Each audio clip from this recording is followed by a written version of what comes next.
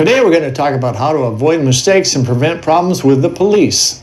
Not breaking any laws and keeping your car in good condition is the best way to avoid being pulled over by the police. But suppose you do get pulled over. So the best thing you can do beforehand is to have 3 documents ready to go. So in case you do get pulled over, they're handy and you can just hand them to a police person when they come to your window. Those 3 documents are your insurance card, your driver's license, and your registration. It'd be better to have them up in the visor than on the seat next to you, because it's less threatening to a policeman for you to move your arms upward than to move your hands out of sight to the side. So get those documents handy and wait for him to come to your window. And when he comes, roll your window down and put your hands back on the wheel.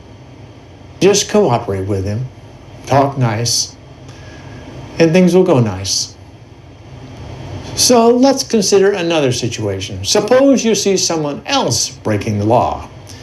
What do? Well, here's the biggest mistake I want you to avoid today. There's at least 2 or 3 ways you can report a crime.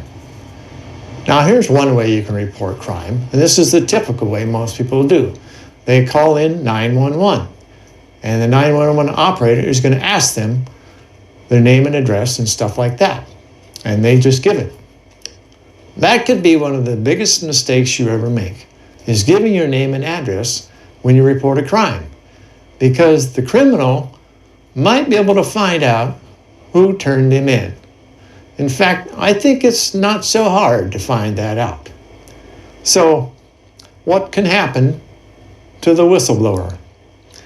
You want to be the whistleblower that has to move away from your home?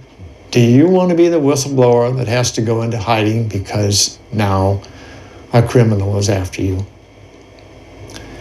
You know, you don't have to give your name and address and phone number and all that stuff. You just don't. You can report crime anonymously. There's more than one way to do that. First, you can use your caller ID block and just call it in to the regular police department. Find the number for the police station, do caller ID block, and call in a crime. When they ask for your name and address and stuff, say, I'd rather not give that. Because believe me, if a criminal's after you, they can make your life miserable in 1,000 different ways. You may have to move. You may have to protect your children.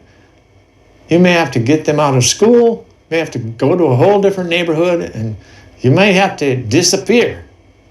The point is, you don't have to give your contact information to report a crime. You just don't. If you want to be really, really careful, maybe you don't even trust the phone system. Maybe you think, oh, they can trace me. I don't know if they can. How about just write a letter? Write a letter to the police department and just mail it to them. Oh, but they can get my fingerprints off the stamp.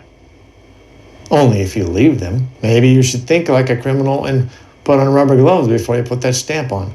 I doubt that a policeman will actually go to any length to figure out who the informant is by trying to get a fingerprint off the stamp.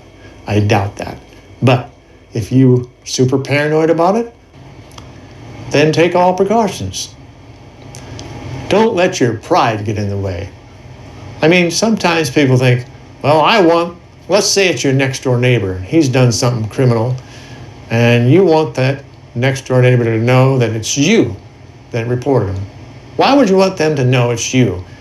Is it because of your pride? Is it because of your righteous behavior? Is it because you want that criminal to know that I stand against crime? I'm against what you're doing, and I want you to know that it was me. That's pride, that's ego, and that'll get you into trouble. Because now that you've given your name and stuff, if you obviously give your name to the police, I think there's ways that the criminals can figure that out. So if you want to be safe for yourself and your family, report crime anonymously.